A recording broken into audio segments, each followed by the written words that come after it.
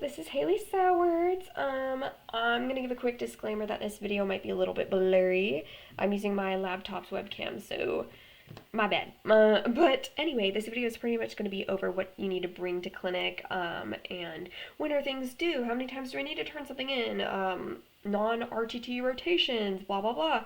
Candy and Tony will talk about it, especially Candy for all the inside scoop on all these little documents, but I just thought I'd give maybe some visuals, maybe just basic outline either in my comments or the video description. I'm gonna probably give a good summary for you, and you'll probably be like, why did I need to watch this 5 billion minute video whenever she just wrote it down? But anyway, so I'm gonna start off with what you need to wear on your person. So you should get an ID in the mail. Some of you might go to a clinic where they will give you their own ID where you can access stores.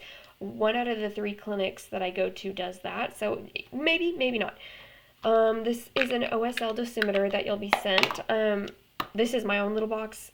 I recommend getting it, even if it's literally the same size. Having a box or a bag that's about the same size is good for not losing it. Keep it in your backpack. Funny story, whenever I got this for the first time, I thought I had to cut whatever's on the inside of this out of the plastic. Don't do that. Thankfully, I was able to still wear it, but yeah, you should get this maybe every 4, I think sometimes even like 8 weeks, I don't know. Candy will tell you when she's shipping these out. When you get your new one, it should be a different color so you don't get them confused. Mail it back. She'll tell you how to do it. Just don't procrastinate. Don't be like, oh, I'll get it next week. Unless your post office is literally closed, mail it back ASAP. You don't want to procrastinate. You guys know how I feel about procrastination. You'll get this little gray thing. You only get one of them, so don't lose it. I mean, I'm sure if you lost this or your ID, they could replace it, but I don't know the repercussions. Just don't lose it. Anyway, another piece of advice is don't wear your ID or dosimeter outside of clinic. 1, because of radiation exposure for that, but also you don't want to wear your ID outside of clinic just in general. And then don't drive with these on either, even if it's literally dark outside and you're not getting any sun exposure. These edges are pretty sharp, and I just don't want anyone wearing anything sharp near their neck while they're driving, just in case there's an accident. Just a thought. But anyways, you'll also, I would talk to your supervisor about this one, honestly, but keep sharpies with you.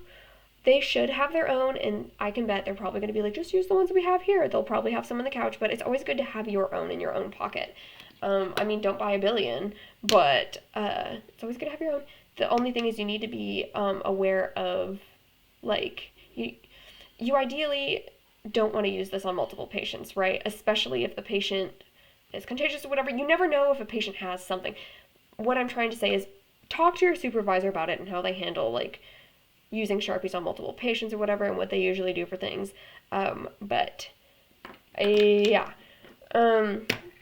Pen, you're going to need a pen for signing documents, but also if you have a pocketbook.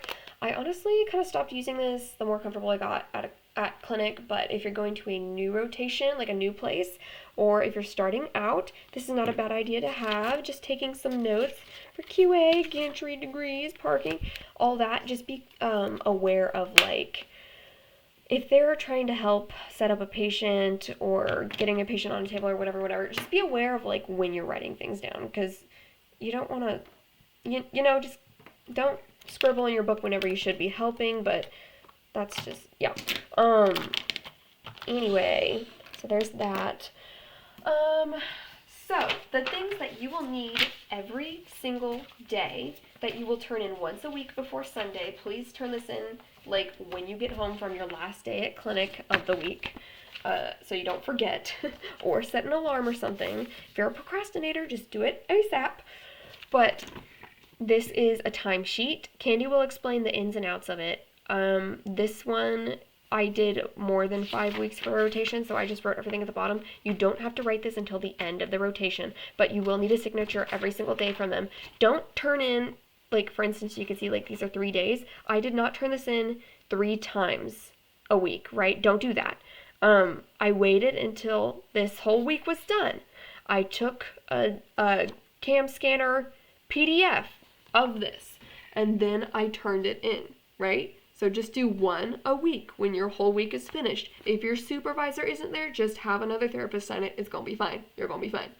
Candy will talk about just do whole numbers and 0.5, show up 15 minutes earlier, whatever. Have this filled out, this little top section, but like I said, you don't need this signed yet. You're gonna be okay. You don't know the answer to this yet. I just signed this for fun.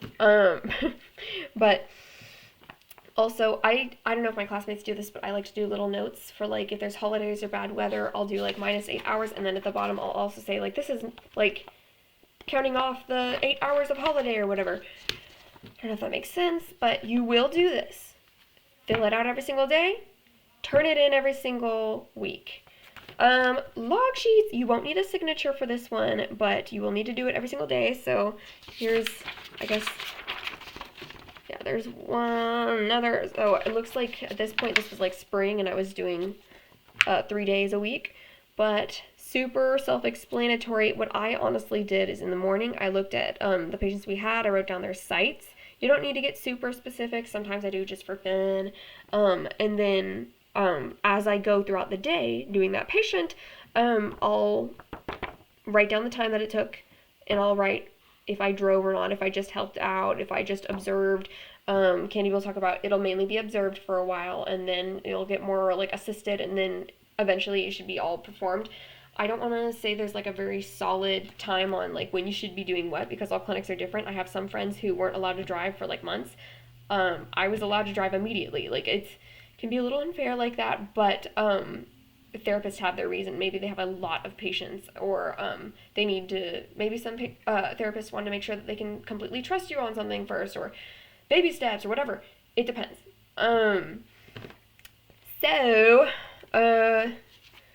Let's see here. And then it's okay if it takes a little bit longer than usual, because sometimes you have new starts. You have patients who need to wait on their bladder to fill up. You need to find wherever your doctor went. Where are they? I don't know. Where does he always hide? I can't find him. Sometimes I'll write notes like, this is an inpatient. That means we had to go upstairs and get him down and all that. But yeah. Anywho, so turn these in once a week. It's due Sunday at midnight or whatever. Turn them in ASAP, though, because you don't want to forget them. Why do my hands look so big at that angle? Ooh, scary. Okay, anyway. Now, the things that you'll need to turn in once a rotation. Sorry, I've got my papers all scrambled. I don't know if I said this already, but this is like my 20th take. I'm losing my mind. I keep hitting like the pause button or something. Where's my evaluation sheet? You know what? I'll go over this. Your handbooks. It's smart to keep this on you, but if you don't, I binded this. You could honestly do the document version where like you can do 2 pages per whatever if you want it to be lighter in your bag. It's not super heavy though. It's always smart to have this on you, but there are some phone numbers in here that you need, like the campus police. Keep that in your phone, because if you get injured or something happens, you need to call them like ASAP. Technically within 24 hours, but you'll be told about this and all that. It's not a bad idea to keep this stuff in there. Health form. You never know when you're going to be sick or injured. Print multiple of these just in case you use one and then forget to print another, right? So I'd keep 2 or 3. Same with this clinical makeup time. I have not had to fill this out yet, so I don't really know the whole ins and outs of this, but there should be a section for that. You'll figure it out. Talk to Candy about it. Candy is so sweet. That's why her name's Candy. She's fun to talk to. She's very approachable, so just, if you have any concerns or whatever, chat with her. Oh yeah, I found what I'm looking for. Okay, so I talked about this is due every single week, but you've got to sign it and fill it out every single day. Interim. So this happens once a rotation. If you don't know what the word interim means, it basically suggests like in between. So let's say you had an 8-week long rotation. Around week 4 and 5, you're going to turn this in. Candy will give you a due date for this, but you also want to turn it in either, or like give it to the therapist the week before, or maybe the very beginning of the week. It depends. But let's see here. Where's my... La la la la la. Okay. this is an end of rotation evaluation form. This is much more complex than the first one that you got. By the way, you need at least 2 therapists to turn this in. If you only have been working with 1 therapist, talk to Candy about it. Y'all will figure it out. I don't know. But same with this, 2 therapists at least. More complex. She'll talk to you about it and whatnot. They'll write comments and all that.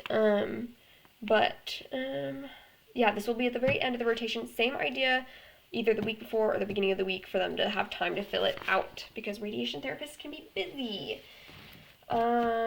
So there's that, and you will have to do that your first rotation. You will have one of those, and they're different.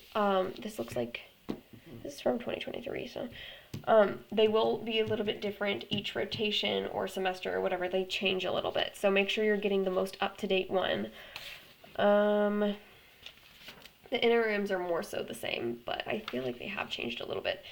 Okay, so I'm going to talk to you about non-RTT rotations because that is what confused me the most. So first, I'm going to go over nursing. So nursing, I believe you can do in your first rotation, like in your first fall rotation. I did mine like at the beginning of spring. I think as long as you get it done before graduation, but like the sooner the better, right, to get it off your checklist. But I have this paper right here. If the nursing rotation thing is not available in your course, on Candy's thing for your first semester, I would just wait or something.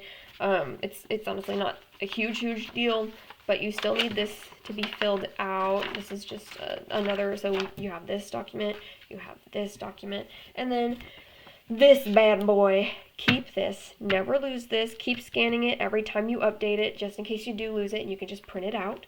But this is your comp sheet, and so this is the nursing section right here. You won't need to have like an individual comp sheet for this. Same with a few other things on here, but you will need this if you're going to do your nursing rotation, so she can go ahead and fill that out for you.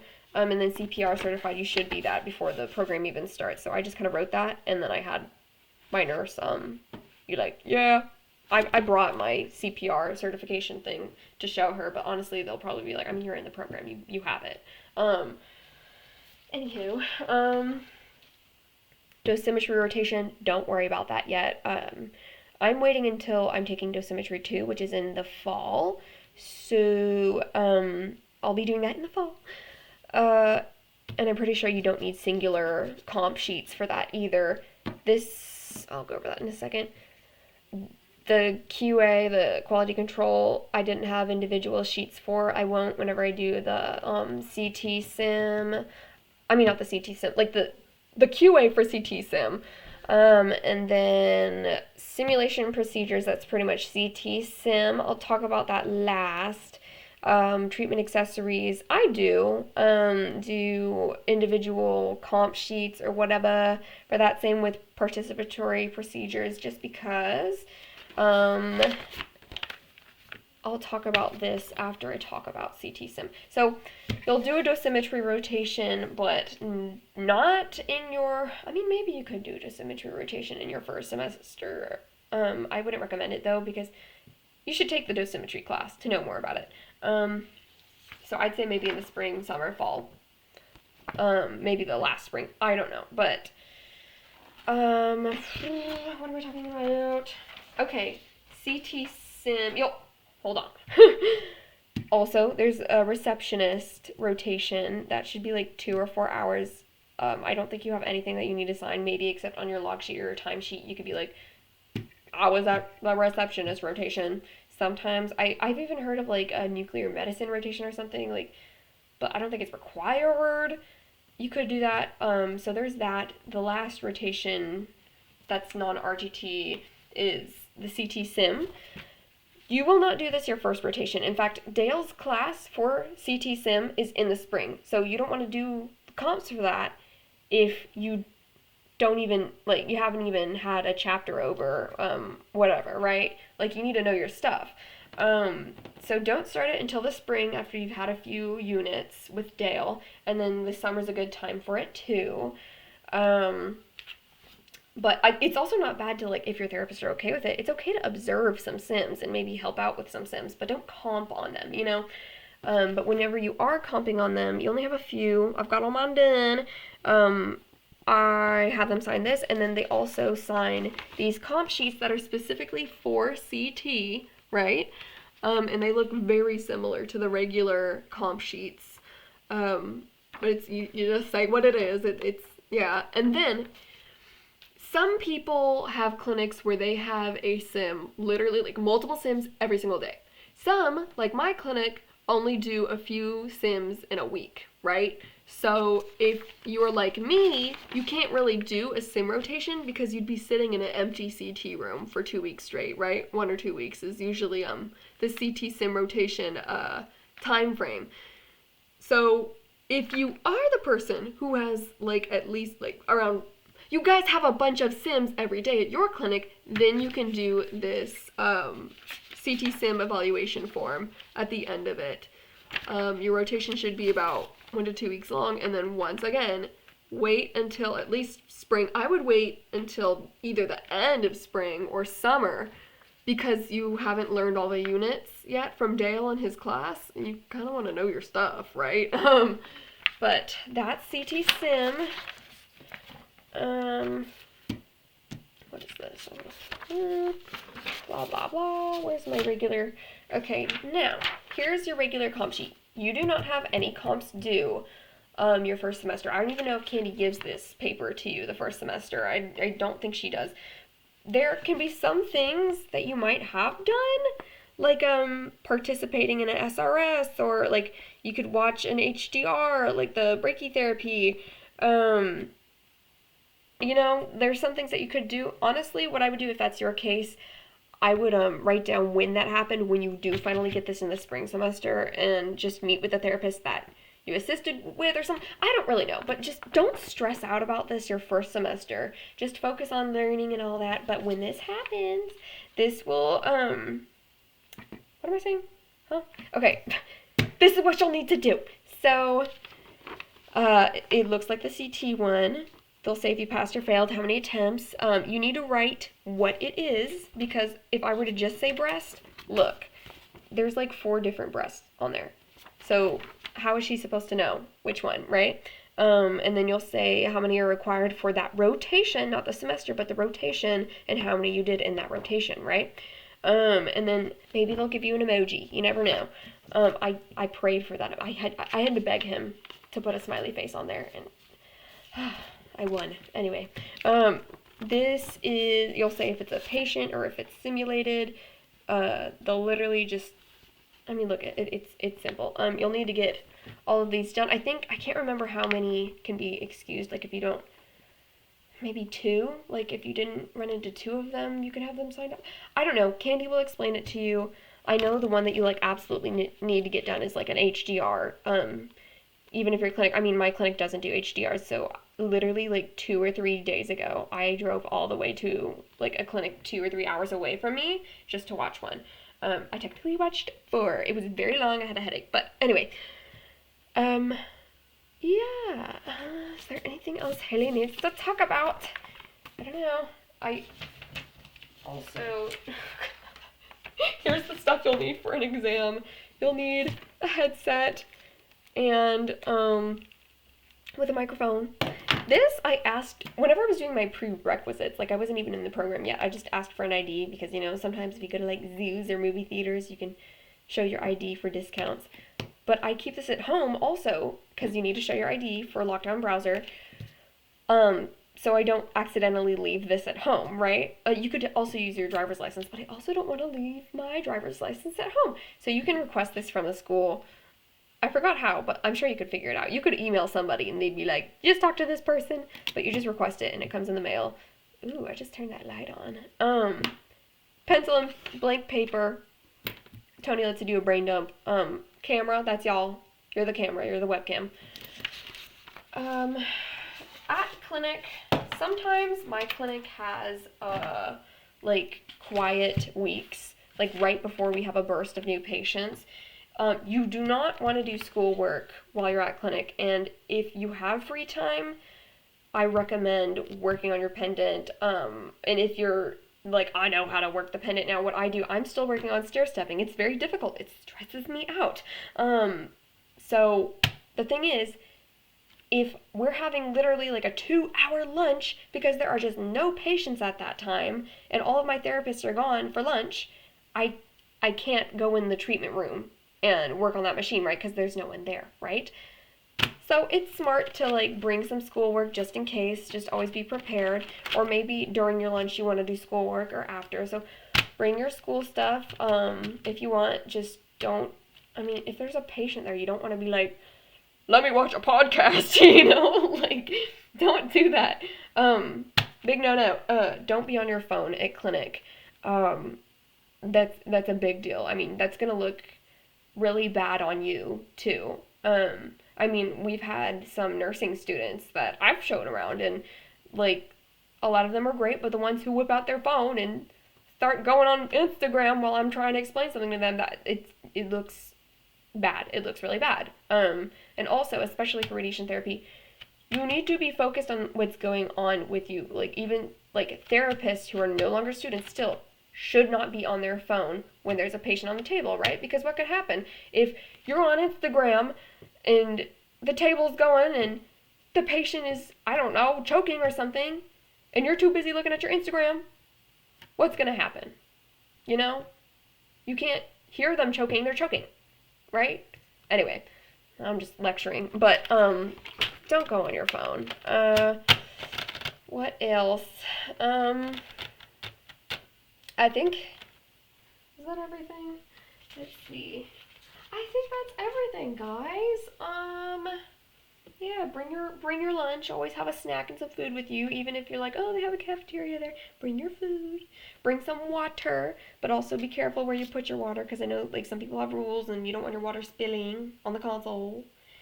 What else? Wear your scrubs. Wear scrubs with pockets so you can fit all that stuff in there. Have an extra pair of scrubs in your car just in case something happens. Bodily fluids happen sometimes in radiation therapy. You'd be surprised, and you're gonna want extra scrubs. Bring a backpack with you. I'm trying to think of anything else. Yeah, I mean, that's it. Good luck, y'all. And message me if you have any questions. Like I said in my video description or comments, I'll probably do a breakdown. But anywho, bye-bye.